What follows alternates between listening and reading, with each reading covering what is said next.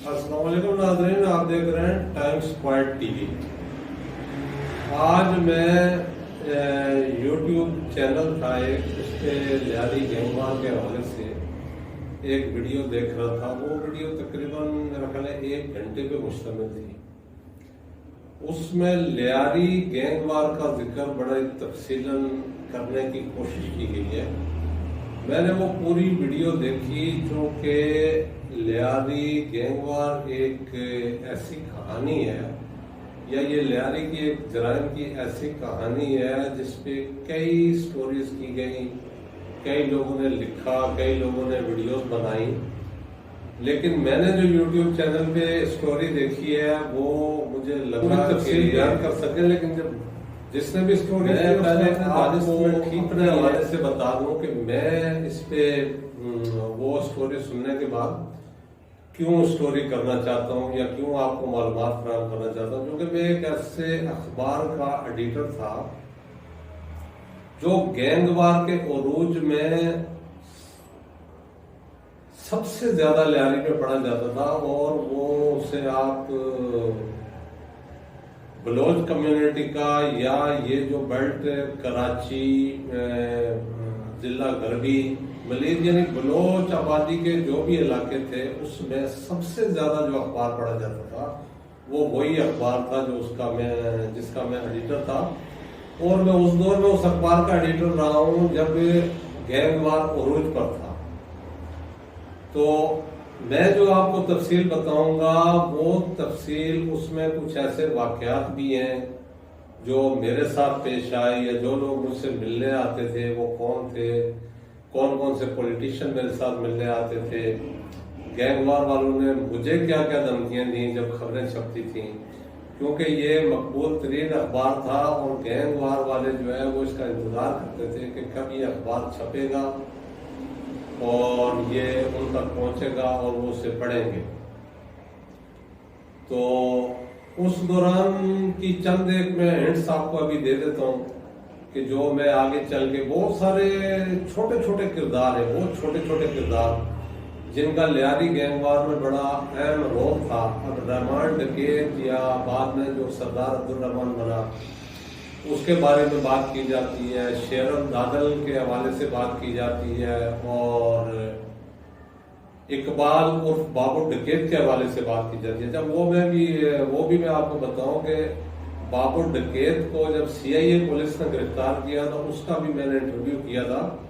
وہ مجھے ابھی بہت اچھی طرح تو یاد نہیں ہے کہ کیا کیا اس سے باتیں ہوئی ہیں، کیا اس کی تفصیل تھی، لیکن تصور ہے کہ وہ ایک بڑا کردار تھا لیاری کے گینگوار کے حوالے سے۔ اور یہ رحمان ڈکیت کے جو والد اور چچا تھے، یا ان سے رحمان ڈکیت والوں سے پہلے جو گینگ چلتے تھے جس دور میں یہ اسلحے کا استعمال کم ہوتا تھا، چھری اور چاقو کا استعمال زیادہ ہوتا تھا، تو یہ کردار اس دور کے ہیں۔ لیکن ان کے بارے میں مجھے صرف جو باقی تو باتیں سنائی ہیں یا میں نے کہیں پڑھی ہوگی، لیکن بابو ڈکیت جب گرفتار ہوا ہے تو وہ اس کو سی آئی اے سینٹر صدر میں رکھا گیا تھا، تو اس کا انٹرویو میں نے کیا تھا، اس سے جو بات چیت میں نے کی تھی یا اس نے جو مجھ سے گفتگو کی تھی وہ میں آپ کو بیان کروں گا۔ اس کے بعد ابھی گزشتہ کچھ مہینے پہلے میں راولپنڈی سے کراچی آ رہا تھا ٹرین میں، تو ایک پولیس افسر مجھے ملے جو ابھی بھی حاضر سروس، وہ اچھے عہدے پہ انسپکٹر ہیں، وہ بھی اسی میں اتفاقاً سفر کر رہے تھے، تو انہوں نے تذکرہ کیا کہ جی رحمان ڈکیت میں نے پکڑا تھا، رحمان ڈکیت نہیں، یہ بابو ڈکیت جو ہے اسے میں نے گرفتار کیا تھا۔ تو مجھے اچانک یاد آیا، میں نے انہیں کہا کہ اس کا انٹرویو تو میں نے کیا تھا۔ بہرحال ان کو یاد نہیں تھا یا وہ اس وقت موجود نہیں تھے، کیونکہ سی آئی اے سینٹر میں ایک افسر نہیں ہوتا، یہ پوری ٹیم ہوتی ہے، شاید وہ ابھی انسپکٹر ہے تو اس وقت جونیئر میں ہوں گے، اے ایس آئی ہوں گے یا کچھ چھوٹے اس سے عہدے میں ہوں گے، تو ان کو میرا یاد نہیں تھا اور مجھے بھی یہ یاد نہیں تھا کہ وہ اس وقت تھے یا نہیں تھے۔ بہرحال ان کا کلیم یہ تھا کہ بابو ڈکیت جو ہے وہ انہوں نے گرفتار کیا تھا، اور مجھے ایک اور انسپکٹر تھے افسر جنہوں نے ان سے میری بات ہوئی تھی، تو انہوں نے مجھے بلایا تھا کہ آپ جو ہے وہ اس سے جو بھی اپنے رپورٹنگ کے حوالے سے بات چیت کرنا چاہتے ہیں وہ کر لیں۔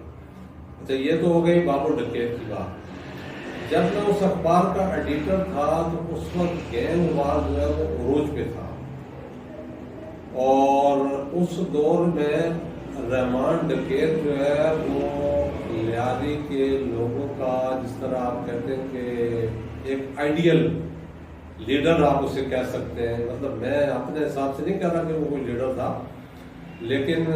لیاری گینگ وار کے نوجوان لڑکے اس کے جو وہ کپڑے پہنتا تھا، جس انداز میں باتیں کرتا تھا،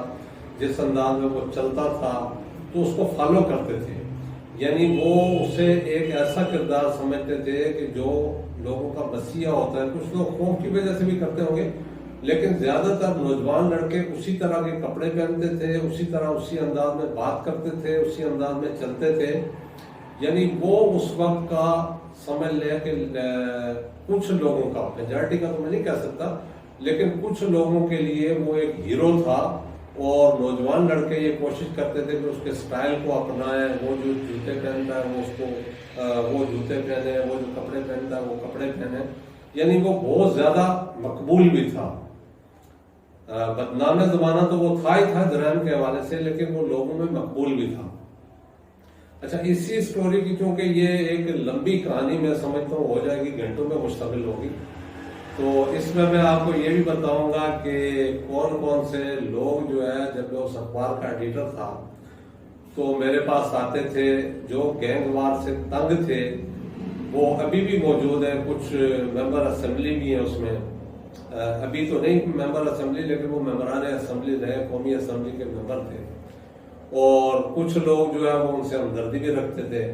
کچھ لوگوں نے مجھے، میرے ایک دوست جب وہاں پہ SSP لگے، وہ ابھی بھی پولیس میں حاضر سروس سے، میں ان کا نام نہیں لوں گا، مناسب نہیں ہے نام لینا، لیکن جب میں بات کروں گا تو آپ سمجھ جائیں گے. اچھا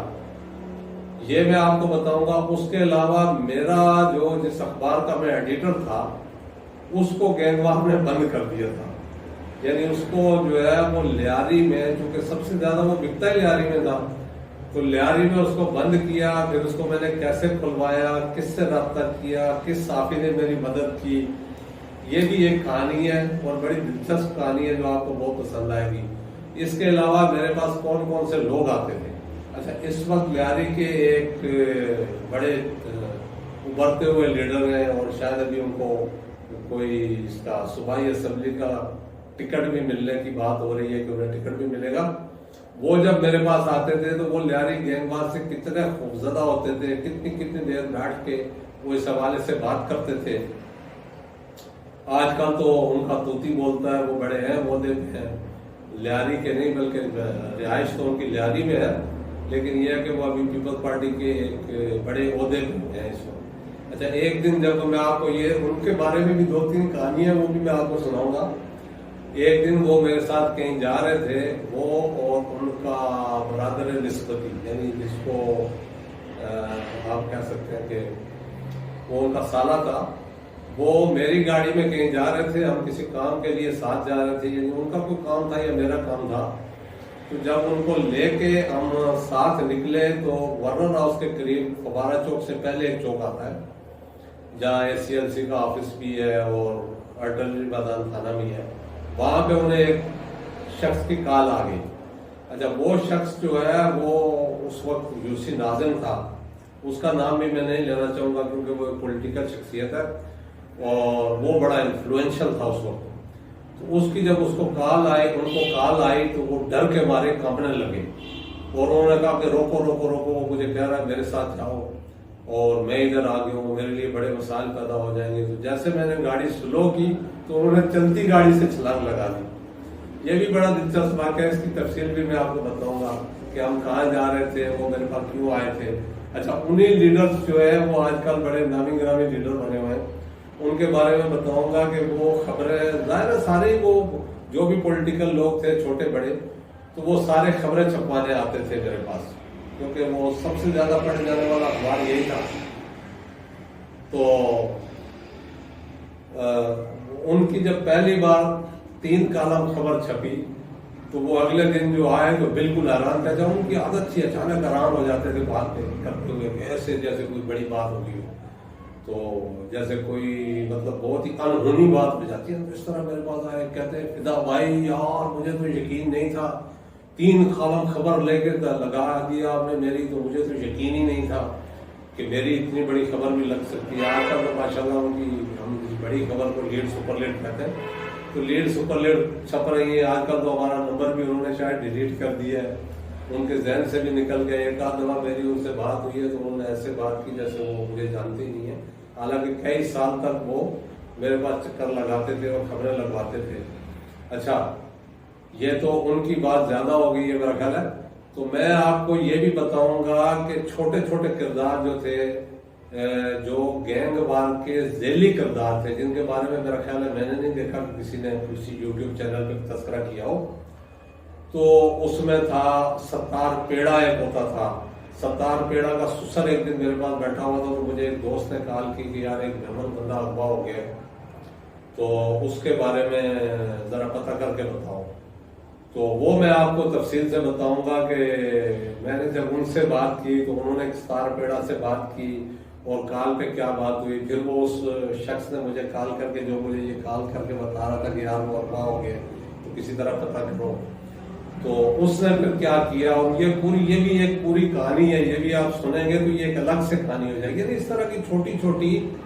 بہت سی کہانیاں ہیں جو مطلب اگر ایک کہانی میں آپ کو ایک کردار کے بارے میں بات کروں گا تو وہ پوری ایک اسٹوری ہوگی۔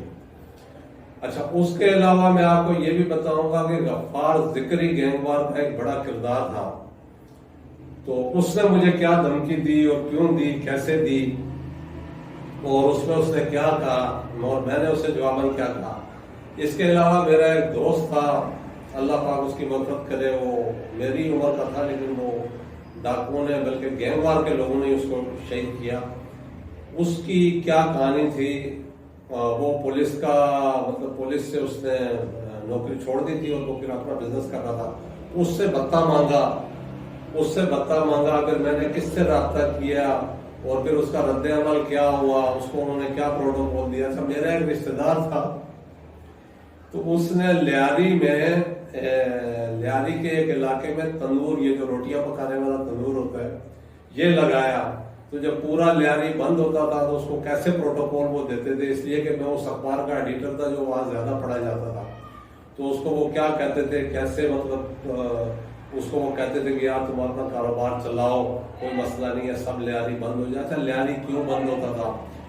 ستار پیڑا، راشد ریکھا،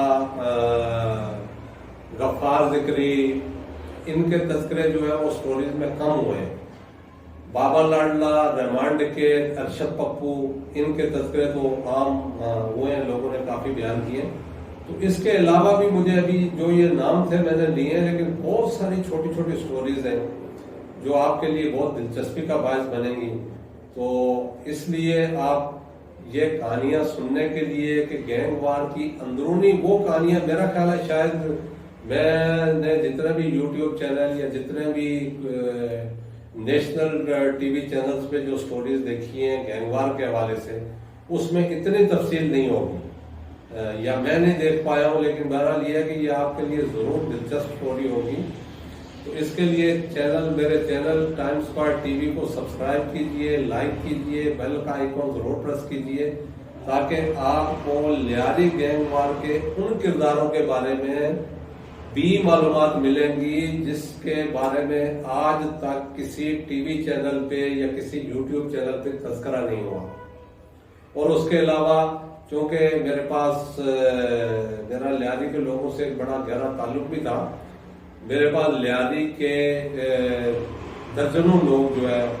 وہ میرے اخبار میں، جس اخبار کا میں ایڈیٹر تھا، اس میں ملازمت کرتے تھے، ان کی فیلنگ جو ہے وہ اس دوران کیا ہوتی تھی جب گینگ وار عروج پہ تھا اور جب شدید فائرنگ ہو جاتی تھی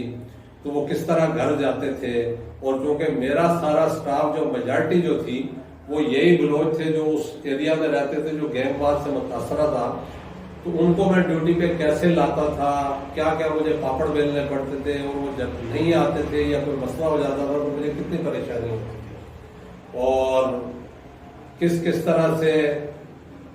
مطلب میں 2 اخبارات کا ایڈیٹر تھا، بلکہ ایک وہ اخبار جس کا وہ اس علاقے میں سب سے زیادہ پڑھا جاتا تھا اور ایک دوسرا اخبار تھا یہ ان دو اخبارات کی بات میں اس لیے آپ سے کر رہا ہوں کہ اس کو چونکہ بلوچ اسٹاف میرے پاس میجارٹی تھی تو میں اس کو کیسے مینج کرتا تھا۔ اچھا، میرے پاس ایک سب ایڈیٹر ہوتے تھے، وہ آج کل یہاں نہیں ہے، بیرون ملک کے جرمنی شفٹ ہو گئے۔ ان کو میں نے بولا کہ رحمان ڈکیت کے بارے میں، بلکہ گینگ وار کے بارے میں آپ کوئی اسٹوری لکھ کے دیں، تو انہوں نے کہا یار میں تو نہیں لکھ سکتا۔ تو میں نے کہا چلے آپ لکھ کے دیں، ہم کسی اور نام سے یا میں اپنے نام سے چھاپ دوں گا۔ اچھا، اس کے علاوہ میں آپ کو یہ بھی بتاؤں گا کہ میرے آفس میں لوگوں نے مجھے کیسے بتایا کہ گینگ وار کے لوگ آپ کو ڈھونڈتے ہوئے آئے ہیں، وہ آپ کو مارنا چاہتے ہیں۔ اس کے بعد ایک اور اسٹوری جو ہے وہ بڑی ایک سے ایک اسٹوری ابھی جو مجھے یاد آ رہی ہے وہ میں آپ کو بتا رہا ہوں۔ میں کوشش کروں گا کہ یہ جو بات آپ کو بتا رہا ہوں اس سے متعلقہ جو میرے کرائم رپورٹر تھے اس وقت، بڑے معروف کرائم رپورٹر ہیں، اگر انہوں نے کہا کہ میرا نام لے لو، میں ان سے پوچھوں گا۔ وہ ابھی بھی ایک بڑے میڈیا گروپ میں بڑے اچھی پوسٹ پہ کام کر رہے ہیں، تو ان سے میں پوچھوں گا اگر انہوں نے کہا کہ میرا نام لے لو، یا ان سے بات چیت بھی میں آپ کو ہو سکتا ہے سناؤں ایک آدھ کس اس کی۔ تو ایک بندہ جو تھا اس کا کیس چل رہا تھا اسپیشل کورٹ میں۔ اسپیشل کورٹ میں اس وقت یہ دہشت گردی کے حوالے سے جو بھی کیس تھے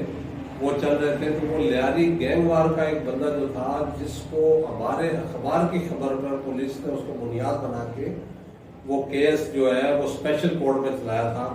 تو اس دوران جو ہے وہ پولیس کا کیا کردار تھا، پولیس ہم سے کیسے رابطے کر رہی تھی، میں جب عدالت میں پیش ہوا تو کیا ہوا، اور اس دوران ہمیں کن حالات کا سامنا کرنا پڑا۔ تو میرے کرائم رپورٹر چونکہ وہ